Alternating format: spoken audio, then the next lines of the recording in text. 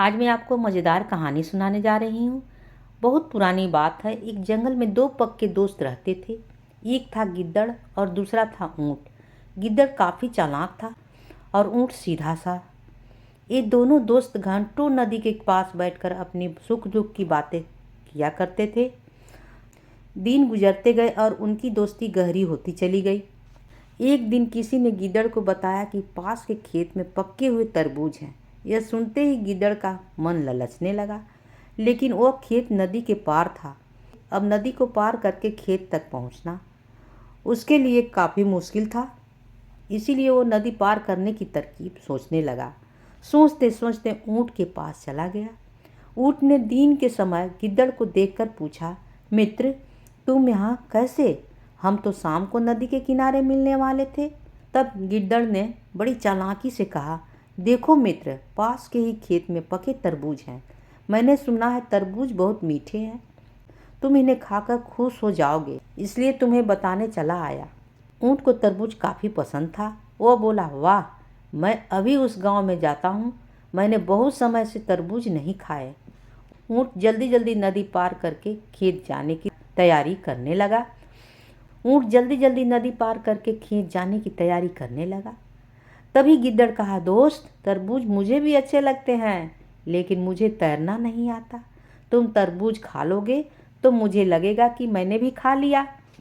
खेत में पहुंचकर गिद्दड़ ने मन भरकर तरबूज खाए और खुश हो गया।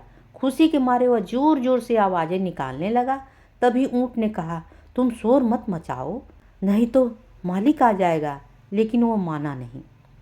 गिद्दड़ की आवाज़ सुनकर किसान डंडे लेकर खेत के पास आ गया। गिद्दड़ चालाक था, इसलिए जल्दी से पेड़ों के पीछे छुप गया। ऊँट का शरीर बड़ा था, इसलिए वो छुप नहीं पाया। किसान ने गुस्से से उसे बहुत मारा। किसी तरह अपनी जान बचाते हुए ऊँट खेत के बाहर निकला। तभी पेड़ के पीछे छुपा हुआ गिद्दड़ बाहर आ गया। गिद्दड़ को देखकर ऊँट ने गुस्से से पूछा, तुम क्यों इस तरह चिल्ला रहे थे? तुम्हें तो मैंने मना किया था। गिद्दड़ ने कहा कि मुझे खाने के बाद चिल्लाने की आदत है, तभी मेरा खाना पचता है। इस जवाब को सुनकर ऊँट को बहुत गुस्सा आ गया। फिर भी वो चुपचाप नदी की ओर बढ़ने लगा। नदी के पास पहुंचकर उसे अपनी पीठ पर गिद्दड़ को बैठा लिया। इधर ऊँट को मार पड़ने से मन ही मन गिद्दड़ खुश हो रहा था। उधर नदी के बीच में पहुंचकर ऊँट ने नदी में डुबकी लगानी शुरू कर दी। गिद्दड़ डर गया और बोलने लगा, यह क्या कर रहे हो?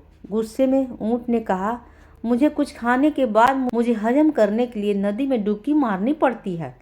गिद्दड़ को समझ में आ गया कि ऊँट उसके लिए किए का बदला ले रहा है। बहुत मुश्किल से गिद्दड़ पानी से बाहर जान बचाकर नदी के किनारे पहुंचा। उस दिन के बाद से गिद्दड़ से कभी भी ऊँट को परेशान करने की हिम्मत नहीं की। इस कहानी से हमें यह सीख मिलती है कि कभी भी चालाकी नहीं करनी चाहिए। अपनी करनी खुद पर भारी पड़ जाती है। जो जैसा करता है उसे वैसा ही भरना होता है। कहानी होती है समाप्त।